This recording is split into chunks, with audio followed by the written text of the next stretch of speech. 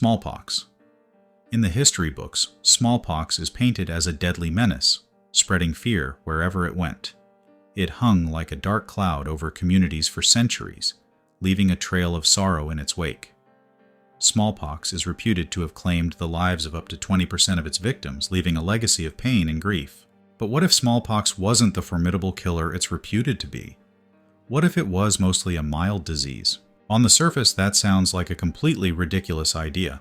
However, throughout history, some doctors documented that smallpox was a mild ailment when appropriately managed and not mishandled.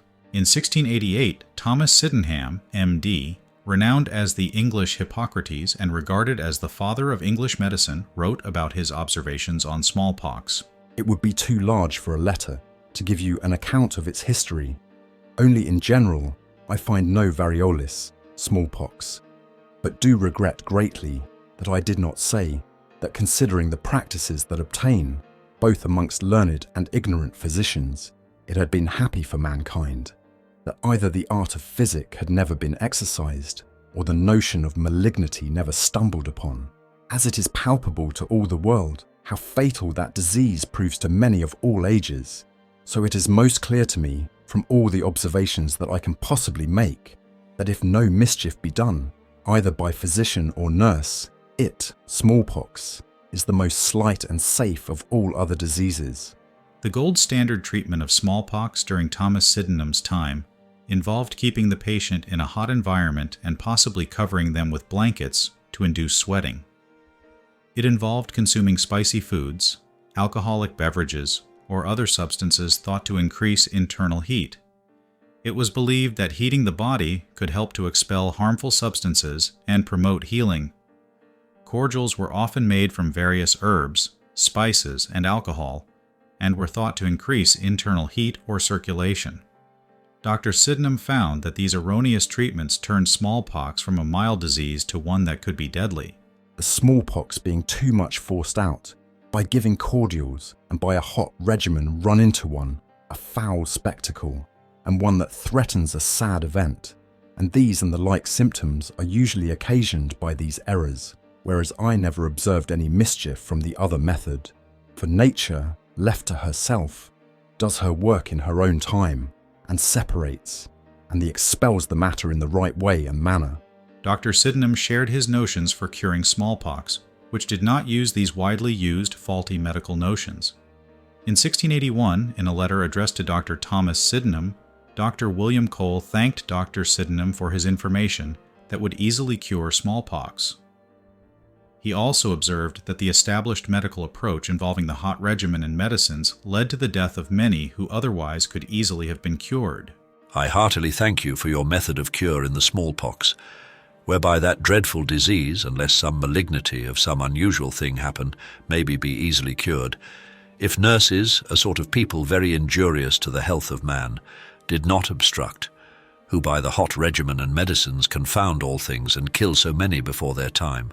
You learn, sir, the protector of mankind ought to be esteemed, who are a guide to the sick in the greatest danger of life, that they may return to the way of health, if they follow your direction. 40 years later, in the early 1700s, Isaac Massey's observations at Christ's Hospital indicated that smallpox was rarely fatal when managed with appropriate treatment. A natural, simple smallpox seldom kills, unless under very ill management, or when some lurking evil that was quiet before is roused in the fluids and confederated with the pocky ferment. Drawing from decades of experience at a children's hospital, Isaac Massey noted that smallpox seemed to be a relatively mild illness, seldom resulting in fatalities. Having attended to the patients at Christ's Hospital, which typically housed around 600 children, he observed that over 20 years, only 5 or 6 deaths were attributed to smallpox. He believed that the newfangled notion of inoculating people with pus from a smallpox lesion was unnecessarily dangerous, mocking the procedure by calling it incantation. In 1814, John Birch, a distinguished member of the Royal College of Surgeons, expressed his belief that a significant number of smallpox fatalities were, in fact, attributable to poor diet, unclean environment, and medical error. I consider even the natural smallpox a mild disease, and only rendered malignant by mistakes in nursing, in diet, and in medicine, and by want of cleanliness.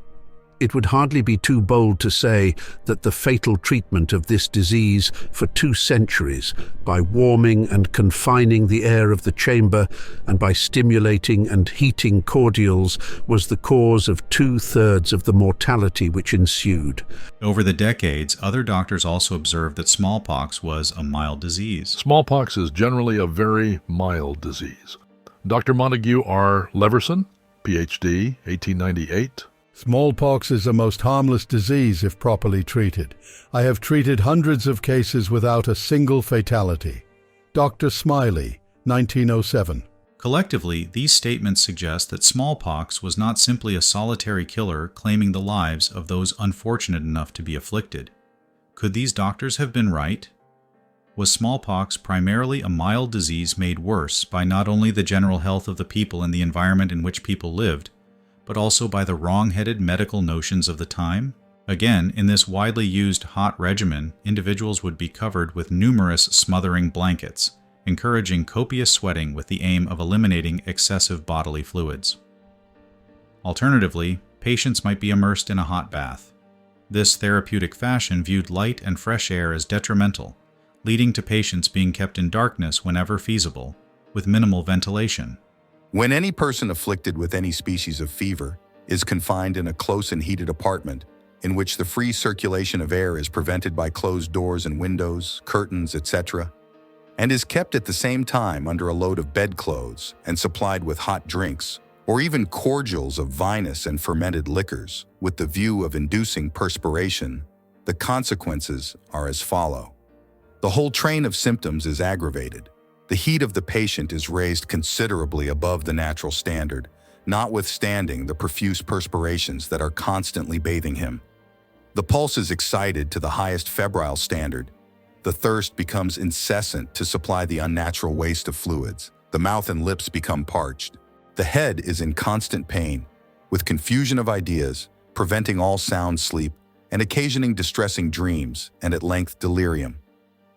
The whole powers of the frame become prostrate, with disposition to fainting, on being moved, or on passing an evacuation by stool. And from this situation, the recovery is extremely precarious. In cases of contagious fever, such as smallpox, measles, scarlet fever, etc., the eruption is always greatly multiplied by this hot regimen, and all the symptoms change to what has been called a putrid type. The tongue, teeth, and lips become coated with black, clammy, and immovable fur. Purple spots appear on the skin, and the whole disease assumes the character of malignancy.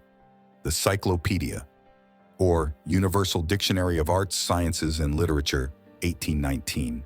This treatment was used on those inoculated with smallpox as well as those who acquired the disease naturally.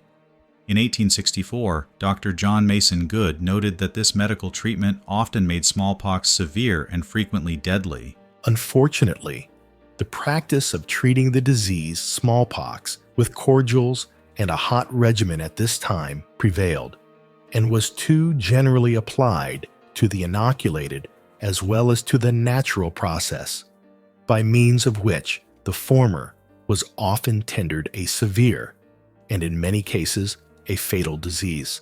Standard and commonly accepted medical procedures of that time included bleeding patients to the point of fainting, withholding even a single drop of cold water, depriving patients of light and fresh air, and promoting catharsis, which involved inducing forceful and abundant bowel movements through the use of cathartics.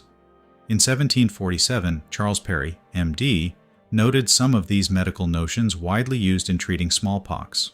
Bleeding, which is now very generally practiced amongst us, where smallpox is expected, and even when it has just made its appearance, is the first thing necessary to be done, and ought to precede everything else. I advise bleeding copiously. And this I advise to everyone indiscriminately, without regard to age, sex, or temperament. The next thing I advise is to give a vomit. This medicine is evidently calculated to cleanse and empty the whole alimentary tube, for it will purge as well as vomit. Calomel, a mercury-based compound, was a widely used treatment for many illnesses: constipation, syphilis, smallpox, influenza, and more. It was also a very powerful cathartic, which is a sophisticated way of saying it will violently empty out your guts into the toilet. Constipation had long been associated with sickness, so opening the rectal gates of hell was a sign of righting the wrongs. As noted by Dr. H.G. Cox at New York Medical College in the mid-1800s, there is much truth in the statement of Dr. Hughes Bennett that bloodletting is always injurious and never necessary, and I am inclined to think it entirely correct. Bleeding in pneumonia doubles the mortality. Calomel does no good in pneumonia. The fewer remedies you employ in any disease, the better for your patient. Mercury is a sheet anchor in fevers, but it is an anchor that moors your patient to the grave. Samuel Dixon, M.D., highlighted these disastrous medical ideas that had been in use for centuries in his observations in 1855. For upwards of 23 centuries, to starve, bleed, purge, and torture had been the all but exclusive business of the man of medicine. From the days of Hippocrates till within the last few years, this was the undoubted practice in almost all diseases. In truth, what from the gloom of the sick room, and what from the obscurity that enveloped the science, no question was ever asked by the public at large about medical matters.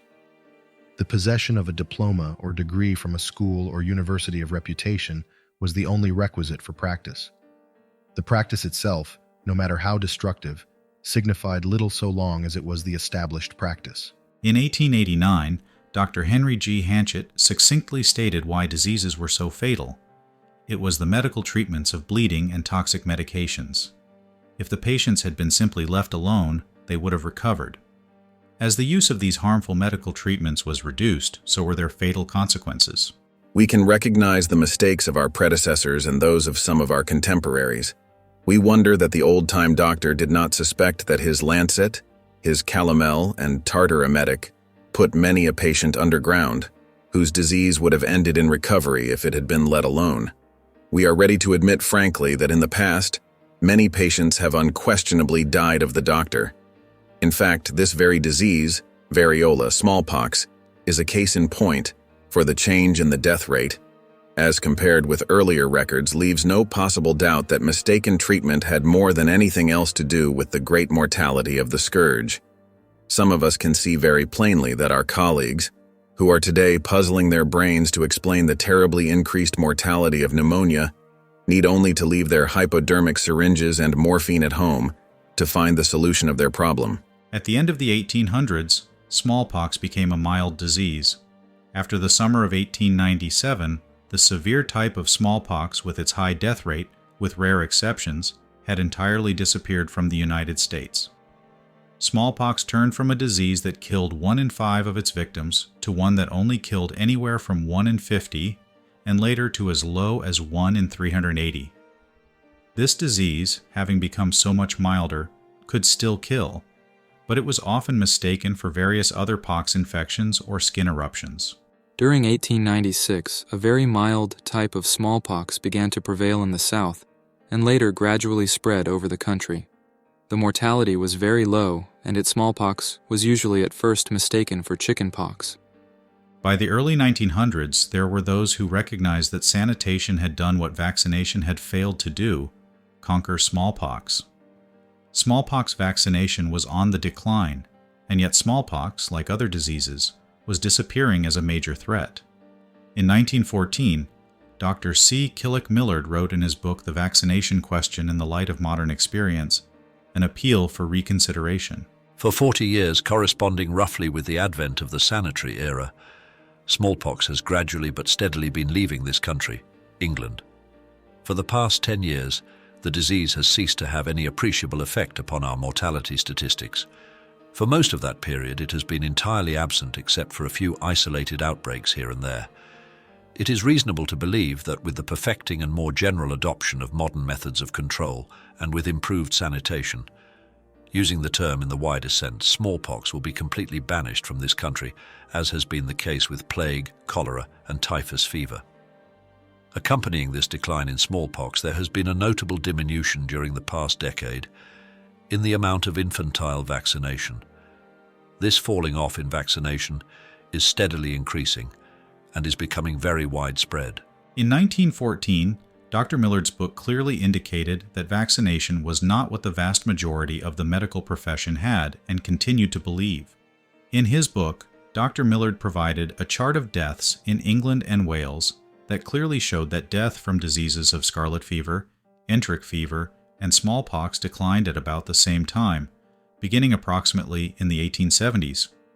Of critical note is that vaccination rates also began to drop by about 1885 and reached a 40% lower rate by about 1910, with no resurgence of smallpox. Moreover, it will be noticed that the drop in the mortality from other zymotics was almost as striking. So much is this the case that without being informed, it is difficult to tell which line represents smallpox and which other zymotics. Obviously, causes other than vaccination must have been at work to have produced this fall in other zymotics. And we cannot say that the same cause did not also influence the mortality from smallpox. The author of a 1913 article in the Journal of Infectious Diseases presented a table showing that, in 1895 and 1896, the smallpox death rate was where it had been historically recorded for decades, around 20%. The table also showed that after 1896 the death rate fell rapidly, down from 6% in 1897 to as low as 0.26% by 1908. One factor that may have played a part in this decline is arm-to-arm vaccination, which had been performed for 100 years, fell out of favor, and was outlawed in 1898. Smallpox had become a mild illness with a significant decrease in its fatality rate. The fatality rate of 20.84% in 1895 had dropped to an astonishing 0.26%, 98.7% decrease. On the whole, the disease seems to have shown a tendency to diminish somewhat in severity. This tendency is not marked, and the somewhat lower case fatality noted in later years may be due to the better recognition of cases, now that the type has become more widely known. At first, fatalities of 1 to 2% and even more were commonly reported, while later fatalities have often been much less. Thus, in North Carolina in 1910, there were 3,875 cases with 8 deaths, a fatality of 0.2%. And in 1911 there were 3,294 cases in that state, without a single death. Something changed to make smallpox a much less lethal and morbid disease with no secondary fever and little, if any, discomfort. The classic smallpox eruptions were often only a dozen or fewer. The redness usually disappeared in 3 or 4 weeks, leaving no permanent marks. In the absence of an epidemic, a case of mild smallpox was likely to be overlooked or mistaken for chickenpox. Chickenpox is a minor communicable disease of childhood and is chiefly important because it frequently gives rise to difficulty in diagnosis in cases of mild smallpox. Smallpox and chickenpox are sometimes very difficult to differentiate clinically. By the 1920s, it was recognized that the new mild form of smallpox produced minimal symptoms even though few people had been vaccinated. Individual cases, or even epidemics, occur in which, although there has been no protection by vaccination, the course of the disease is extremely mild. The lesions are few in number or entirely absent, and the constitutional symptoms mild or insignificant. By the 1920s and into the 1930s, mild smallpox had almost completely replaced the severe form in the United States. There were exceptions, however, with outbreaks in seaports and near the Mexican border. Once the mild type of smallpox became prevalent, there was no evidence that it ever reverted to the older, more deadly type. Although mild cases of smallpox were known before, they have come practically to replace the severe forms in many extensive areas, such as the whole United States, Brazil, large parts of Africa. The mild form of smallpox, commonly designated by its Portuguese name, alastrum, has prevailed over vast regions of the United States for over 30 years. It is estimated that the germ of this disease must have been transmitted from one human being to another more than 800 times, and yet it is bred true. Throughout all these generations, the organism maintains its early characteristics. Most American health officers and epidemiologists who have experience with the 2 types of smallpox do not believe that as yet there has been any reversion of the mild strain to the old classic strain. A 1940 article in Public Health Reports showed the ever downward spiral of smallpox. Cases, case fatality rate, and deaths all plummeted. Smallpox collapsed while smallpox vaccination rates fell, as seen in the Leicester, England, and England and Wales data. By the time the following report was written in 1946, smallpox had all but vanished from England and the Western world. The health of people had dramatically improved. The hot regimen, bleeding, and calomel were largely no longer in medical fashion and were quickly forgotten. What has been the cause of the rise and fall of smallpox? Its decline in the later decades of the 19th century was at one time almost universally attributed to vaccination, but it is doubtful how true this is.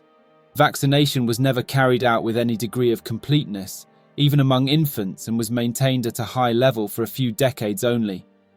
There was therefore always a large proportion of the population unaffected by the vaccination laws. Revaccination affected only a fraction.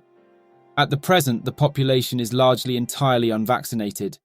Members of the Public Health Service now flatter themselves that the cessation of such outbreaks as do occur is due to their efforts. But is this so? The year 1948 brought an end to compulsory vaccination in England. By that point, the experiment of significantly reducing vaccination in Leicester, which had been going on for more than 60 years, proved a great success. In 1948, Dr. Millard stated, "In Leicester, during the 62 years since infant vaccination was abandoned, there have been only 53 deaths from smallpox, and in the past 40 years, only 2 deaths. Moreover, the experience in Leicester is confirmed, and strongly confirmed, by that of the whole country. Vaccination has been steadily declining ever since the conscience clause was introduced. Until now, nearly 2/3 of the children born are not vaccinated. Yet smallpox mortality has also declined until now quite negligible. In the 14 years 1933 to 1946, there were only 28 deaths in a population of some 40 million, and among those 28 there was not a single death of an infant under 1 year of age." Dr. Thomas Mack had been involved in smallpox for roughly 40 years. His credentials include probably spending more time working up population-based outbreaks of smallpox than virtually anybody ever has.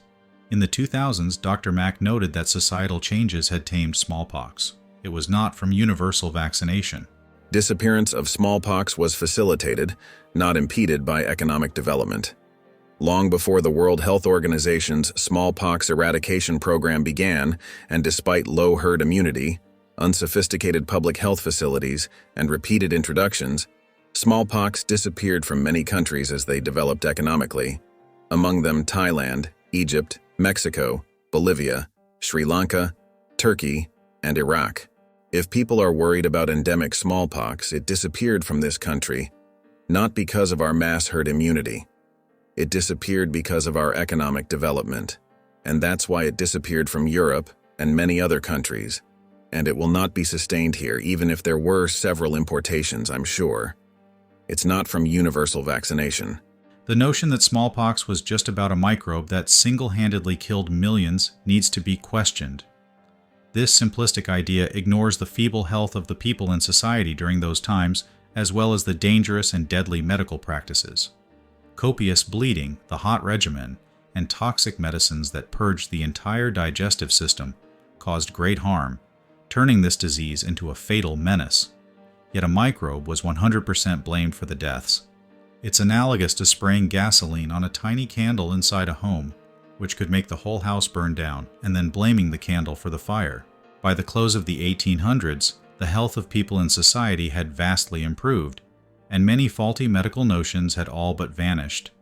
Vaccination rates rapidly declined over the decades, proving to be more of a problem than a solution. Once again, smallpox had become a mild disease and slowly faded from the world. However, the idea that smallpox needed to be extinguished by the medical intervention of vaccination became a legend, and the only solution was very deeply embedded in our medical and societal consciousness. It was so embedded that people were knowingly and willingly sacrificed on the ideological altar. According to an article written in 1968 by C. Henry Pechey, professor and chairman of the Department of Pediatrics, there were at least 200 to 300 vaccination deaths just because of a blind belief in the necessity for routine vaccination. How many died over the decades because of this belief? The mortality and morbidity from routine infant smallpox vaccination in this country is now truly appalling when compared to the risk of smallpox. Analysis of data obtained from a review of questionnaires received from 19,616 physicians surveyed by us suggested that the estimated number of complications in 1963 was approximately 3,000 with 10 to 18 deaths among a total of 14 million persons vaccinated. The last smallpox death in the United States following an importation occurred in 1948. But since that time, there have probably been 200 to 300 deaths from smallpox vaccination. The majority of workers in the field of public health sincerely feel that the current morbidity and mortality from routine vaccination is the price we have to pay for keeping our country free of smallpox. This notion of defeating the out-there enemy was so deeply entrenched that the idea and practice of vaccination was extended to several other diseases. What was ignored is that every single infectious disease death rate had fallen by a massive amount before any vaccine was introduced, or, with some diseases, before any vaccine was used at all. For example, in the United States, measles deaths had dropped by over 98% before the vaccine was introduced in 1963. In England, measles deaths dropped by almost 100% before the vaccine was introduced in 1968. By the mid-1900s, measles, like smallpox, had become mainly a mild disease. Yet, with enough indoctrination and repetition, mythology becomes a collective illusion. But that doesn't make it true. As Giordano Bruno said over 400 years ago, it is proof of a base and low mind for one to wish to think with the masses or majority, merely because the majority is the majority. Truth does not change because it is or is not believed by a majority of the people. The nearly general declaration of my patients enables me to proclaim that vaccination is not only an illusion, but a curse to humanity. More than ridiculous, it is irrational to say that any corrupt matter taken from boils and blisters of an organic creature could affect the human body otherwise than to injure it. I myself know the names of 100 physicians who think like me. Dr. Stowell, London, England, 30 years a public vaccinator. Please visit dissolvingillusions.com for more information on the history of disease and vaccines.